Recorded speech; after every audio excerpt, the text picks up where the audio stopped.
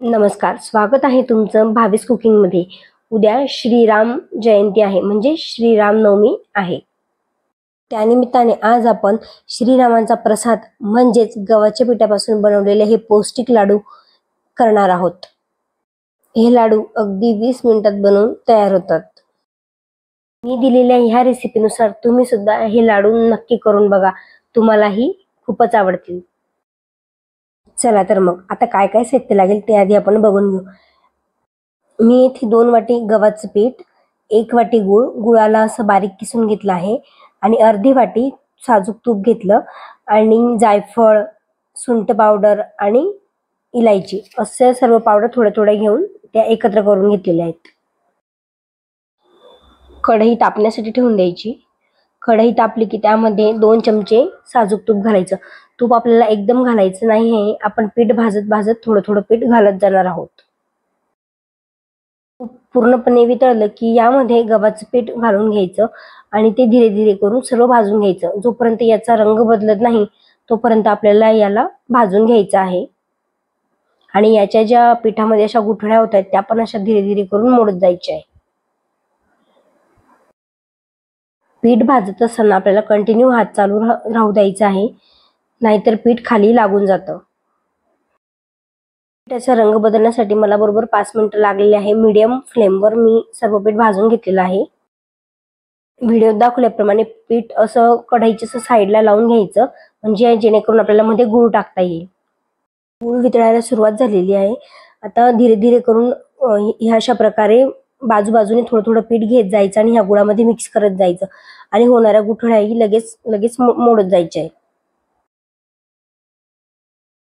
ह्या अशा प्रकारे धीरे धीरे करून सर्व पीठ एकत्र करून घ्यायचं। हात आपल्याला बिलकुल सोडायचा नाहीये, कारण आपण थोडंसंही हात सोडला की ते पीठ खाली लागून जाते। आता मी परत यामध्ये 2 चमचे साजूक तूप घालत आहे।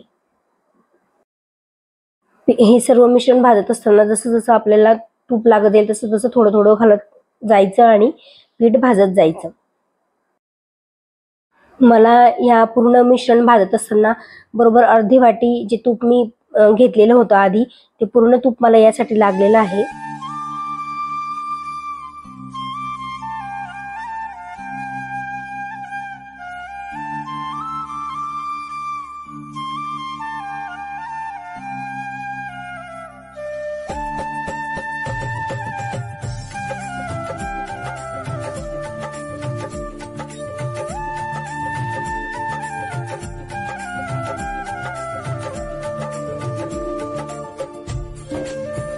आपलं हे पीठ चांगलं भाजून तयार आहे।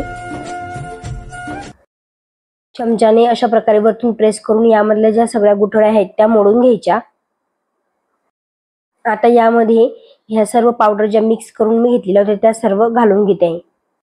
पुन्हा हे मिश्रण एकदा सर्व एकजीव करून घ्यायचं। आता गॅस बंद करून हे सर्व मिश्रण एका पसरट भांड्यामध्ये किंवा ताटामध्ये काढून घ्यायचं आहे।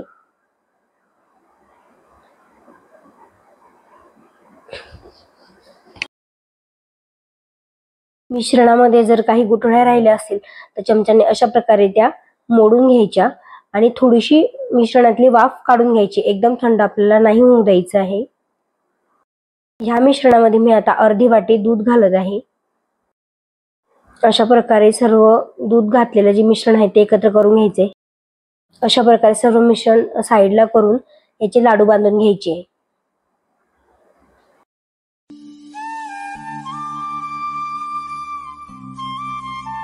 तुम्हाला माझी ही गव्हाच्या पिठापासून बनवलेली लाडूची रेसिपी कशी वाटली मला कमेंट बॉक्समध्ये नक्की सांगा। व्हिडिओ आवडल्यास व्हिडिओला लाईक नक्की करा। तुमचे मित्र मैत्रिणी नातेवाईक यांच्यासोबत सुद्धा ही प्रसादाची रेसिपी शेअर करा।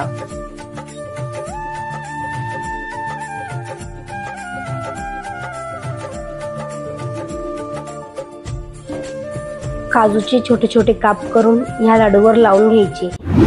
तुम्ही जर माझ्या चॅनलवर नवीन असाल तर चॅनलला सबस्क्राईब नक्की करा। आता भेटूया पुढच्या नवीन रेसिपी सोबत। तोपर्यंत जय श्रीराम।